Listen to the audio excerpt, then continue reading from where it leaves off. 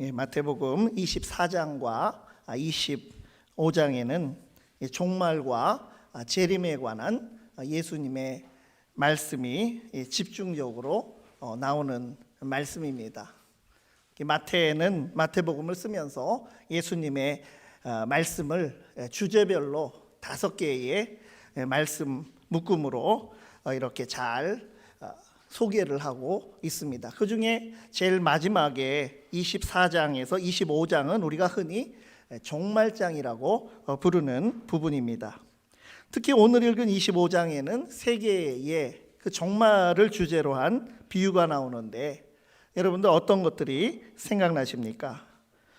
열처녀의 비유, 그리고 달란트의 비유, 그리고 오늘 우리 본문에 해당하는 양과 염소의 비유입니다. 왜 양과 염소의 비유라고 이름을 붙였느냐 하면 이 32절 말씀 때문입니다. 모든 민족을 그 앞에 모으고 각각 구분하기를 양과 염소를 구분하는 것 같이 하여. 종말이 되면 예수님께서 재림하시는데 그때에는 양과 염소가 나뉘듯이 모든 민족이 오른편과 왼편으로 나누어지게 된다고 하는 이런 말씀입니다. 예전에는요, 농촌에서 염소를, 요즘에는 잘 보기가 어렵습니다만 그 염소를 흔하게 한두 마리씩 집에서 기르는 것을 볼 수 있었는데, 양과 염소는 어느 것보다 그 생긴 모습으로 아주 확연하게 구분이 됩니다. 양은 일반적으로 좀 순한 인상, 순한 양 같다 이런 말도 하고, 또 성경에도 보면 이사야 53장 7절 말씀에 예수님의 고난받는 종으로서의 모습을 예언한 그 이사야 예언에도 보면 털 깎는 자 앞에서 잠잠한 양 같다라고 하는 이런 말씀이 나옵니다.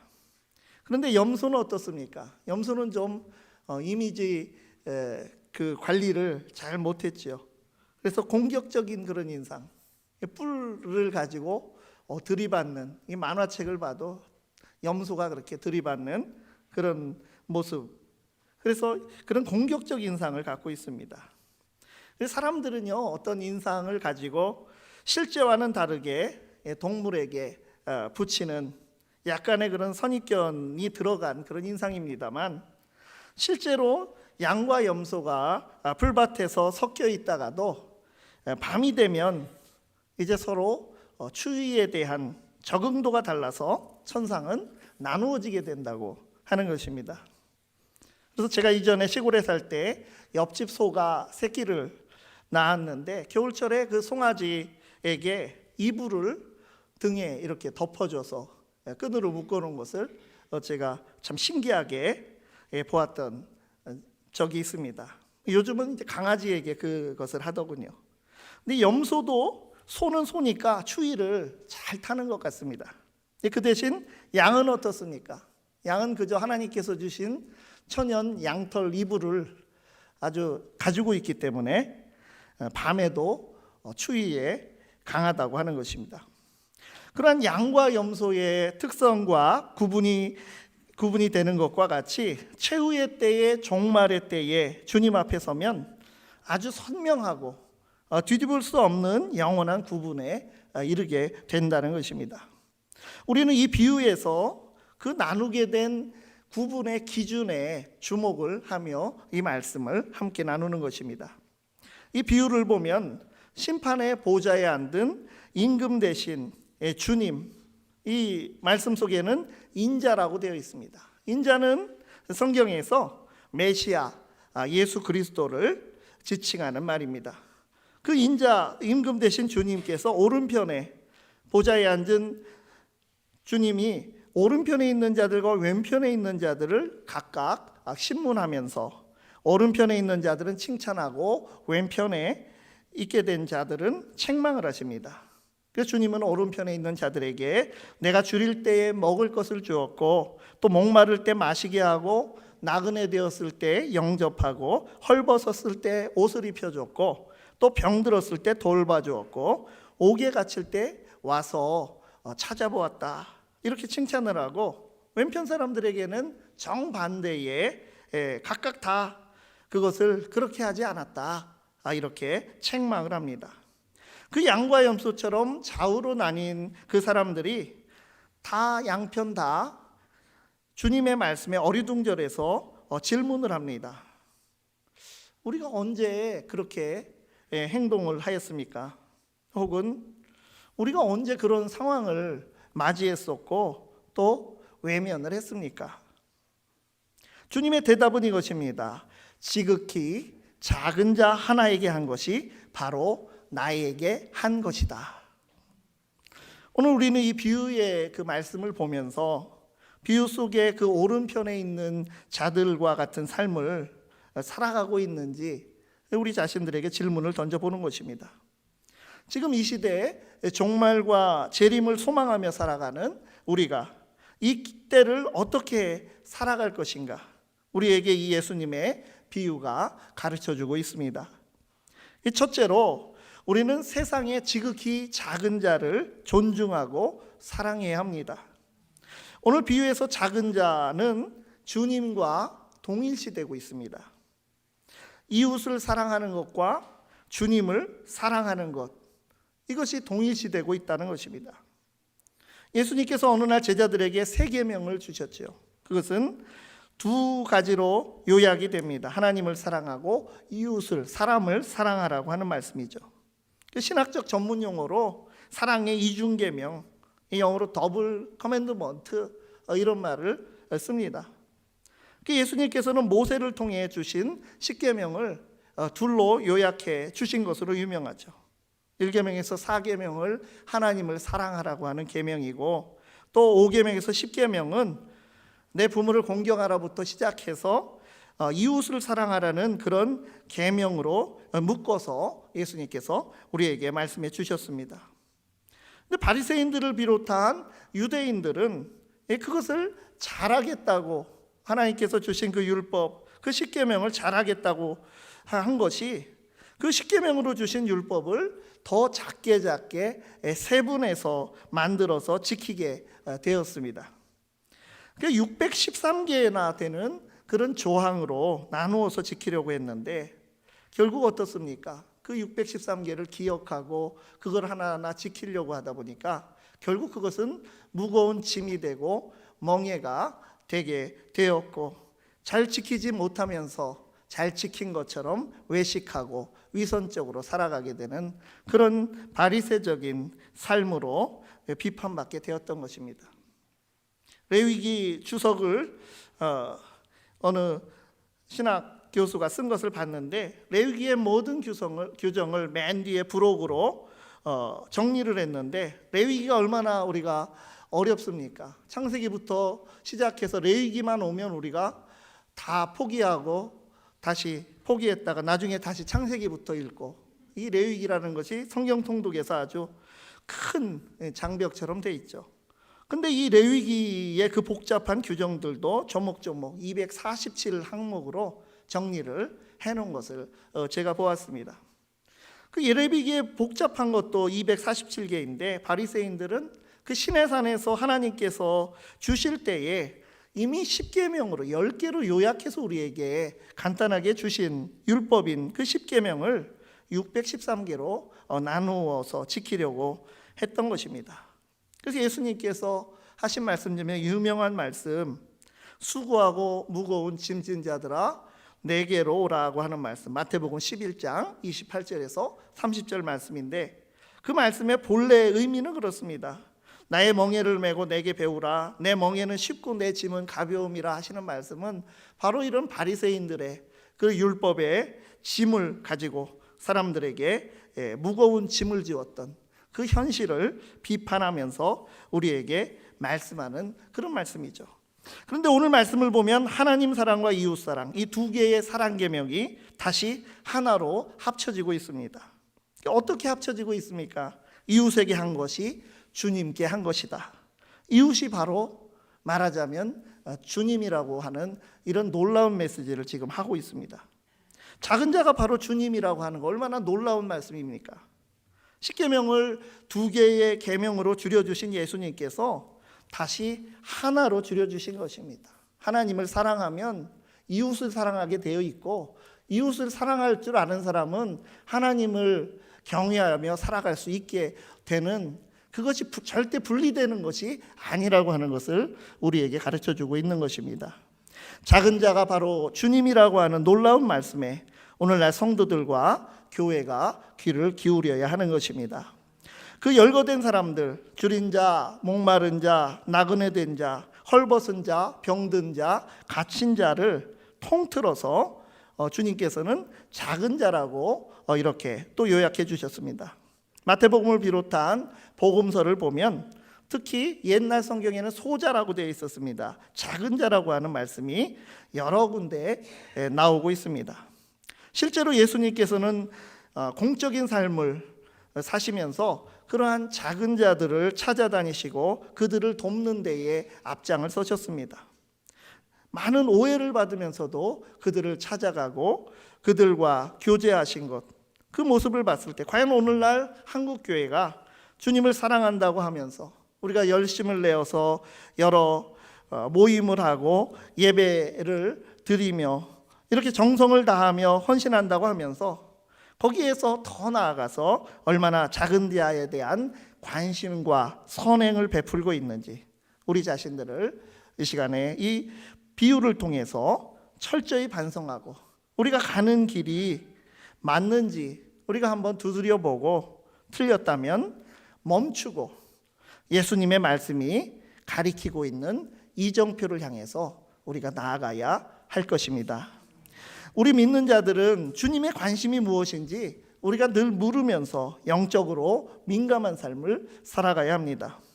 오늘 비유의 말씀에 주님의 관심이 어디에 있는지 아주 선명하게 드러나 있습니다. 주님께 잘하는 것, 잘 믿는 것, 그것은 우리 곁에 소외되고 작은 자들을 잘 돌보아야 한다고 말씀하여 주시는 것입니다. 작은 자들을 주님께 하듯 존중하고 사랑하고 섬기는 믿음을 소유할 수 있기 바랍니다. 두 번째로 신앙 공동체 안에 형제자매를 사랑해야 합니다. 40절 말씀을 다시 읽으면 임금이 대답하여 이르시되 내가 진실로 너희에게 이르노니 너희가 여기 내 형제 중에 지극히 작은 자 하나에게 한 것이 곧 내게 한 것이니라 하시고, 지극히 작은 자라고 했는데 그 앞에 이렇게 되어 있으면 형제 중에 지극히 작은 자라고 하였습니다. 이 형제라고 하는 말을 성경에서 썼을 때 특히 유대인들이 이런 말을 잘 쓰게 되는데요. 그것은 같은 믿음을 가진 사람들을 표현할 때 쓰는 말입니다. 그러니까 그리스도인들, 예수님을 믿고 따르는 제자들을 가리키는 말입니다. 그 제자들은 예수님의 보내심을 받아서 이제 세상으로 나가서 천국 복음을 전파하는 그런 사람들을 뜻합니다. 마태복음도 10장에 보면 제자를 예수님께서 파송하시는 그런 장면이 나오고, 누가복음은 또 6장 7장에 보면 12제자를 파송하고 또 7장에 보면 70명의 제자들을 파송하시는 이런 장면들이 있습니다. 그 일반적인 의미의 작은 자에서 이제 대상을 조금 좁혀서 우리가 보게 되면 제자들과 또는 성도들, 교회를 주님과 동일시하는 그런 말씀이 여기에 있습니다. 그러니까 고난을 당하는 제자의 모습, 그것은 바로 주님의 모습이라고 하는 것입니다. 제자들이 초기 교회 시대에 나가서 복음을 전하려고 하니까 줄이기도 하고 또 목마르기도 하고 또 나그네 생활을 하게 되니 그들이 씻고 잘 곳도 없어서 헐벗고 또 병들기도 하고 심지어는 박해를 받아서 심하게 맞기도 하고 옥에 갇히기도 한 그런 것이 교회의 역사에서 사도행전만 봐도 그것이 잘 나타나 있습니다. 의를 위하여 핍박을 받는 자는 복이 있다고 예수님께서 말씀하신 것, 지금 이 비유의 말씀을 통해서 박해에 직면하고 있는 제자들에게 예수님께서 너희들 그렇게 힘들게 신앙생활하고 바른 길을 가기 위해서 애쓰고 있는 너희들이 당하는 그 고난들, 그 고난의 길에 서 있는 너희들이 바로 나이다라고 말씀을 주고 계신 것입니다. 예수님의 제자로 살아가는 것, 이것은 고난의 길입니다. 에베소서 5장 16절에 때가 악하니라, 이런 말씀이 나옵니다.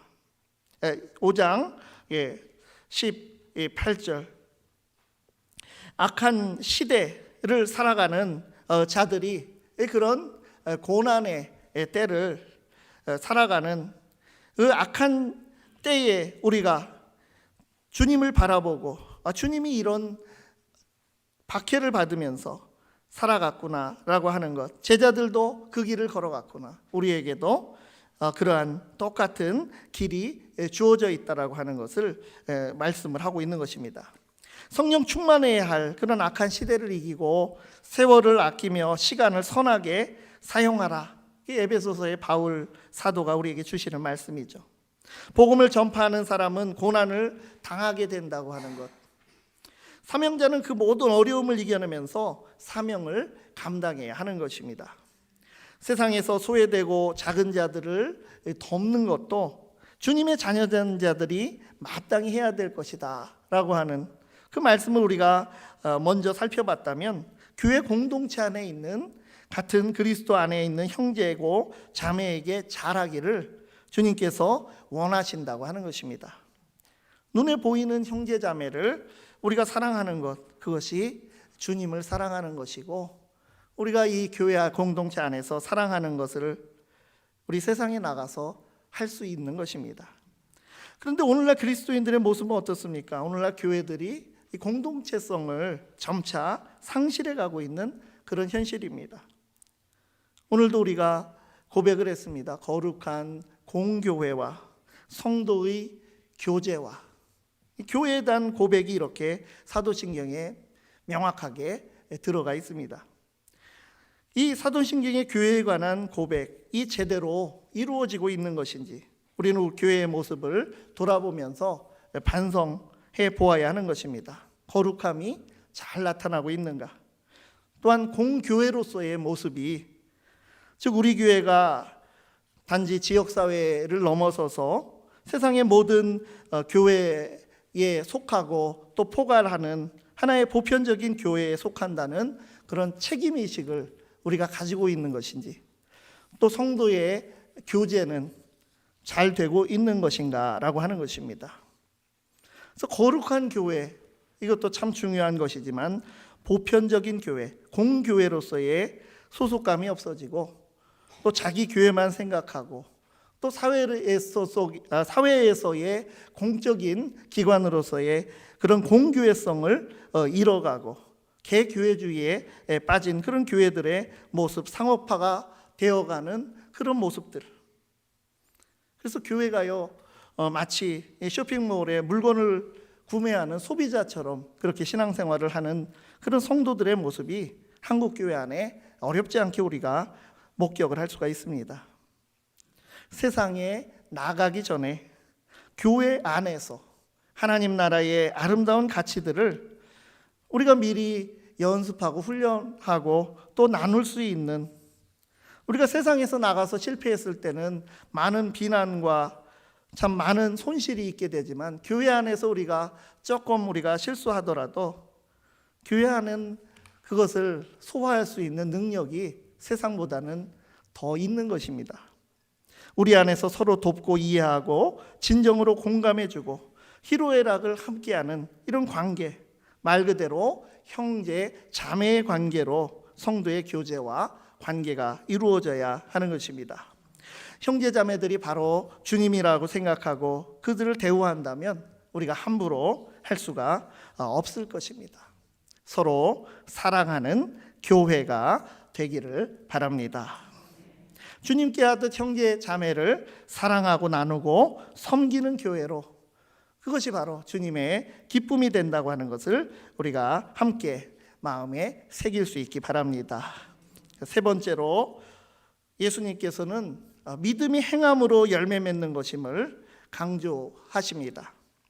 예수님께서는 주님의 심판날에 우리의 행함이 중요하다는 것을 확실하게 지금 이 말씀을 통해서 가르쳐 주고 계신 것입니다.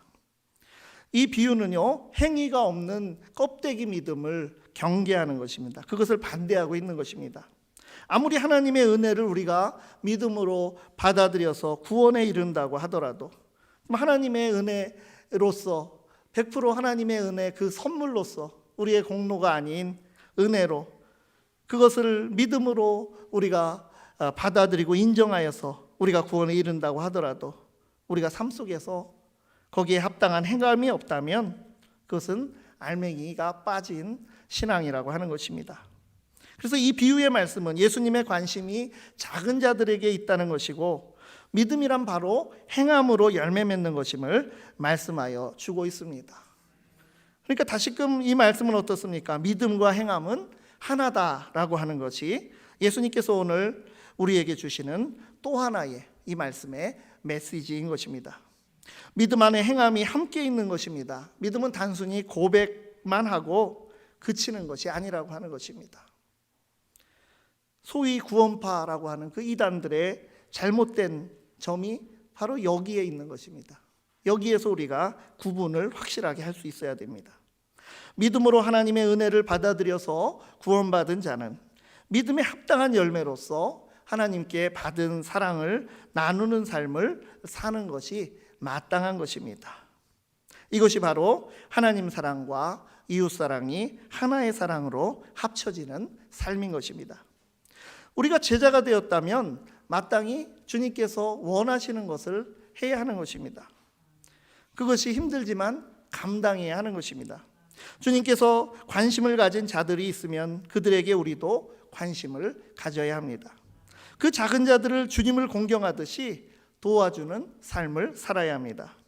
그리스도인의 선행은 단순히 인본주의적 관점에서 한 생명과 한 사람의 생존권을 보장한다고 하는 그러한 목적을 시작하는 것에 그치지 않고 주님께서 원하시고 소중히 여기시는 한 생명을 우리도 소중히 여기면서 그들을 돕는 것입니다.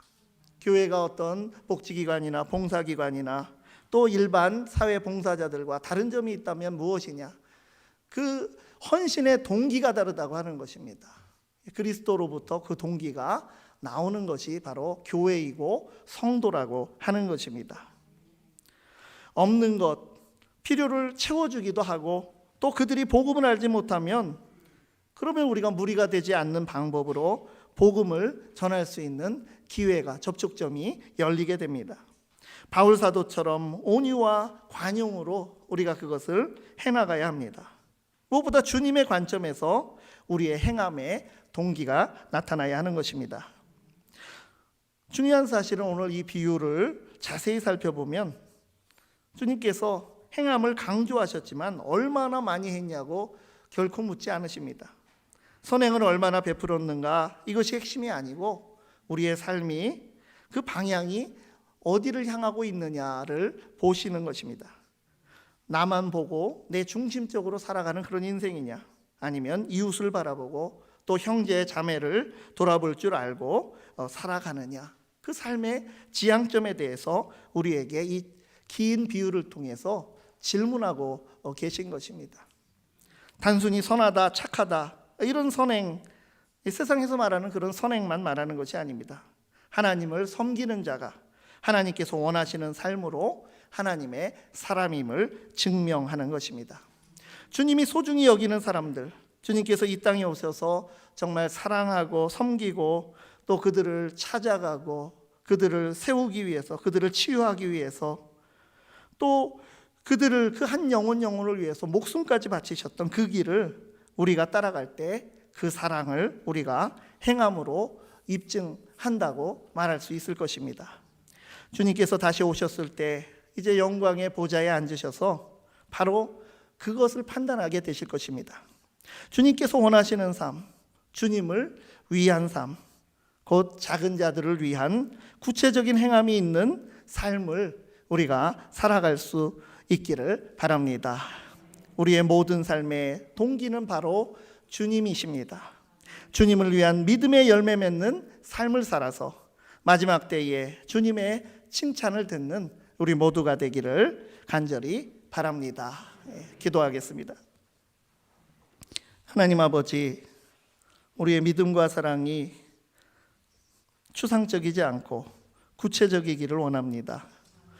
이웃을 사랑하는 것이 주님을 사랑하는 것이라고 말씀 주신 대로 작은 자를 주님께 하듯이 섬기며 믿음의 형제자매를 주님께 하듯이 사랑하며 믿음에 합당한 행함의 열매를 많이 맺어가는 이 계절이 되게 하옵소서.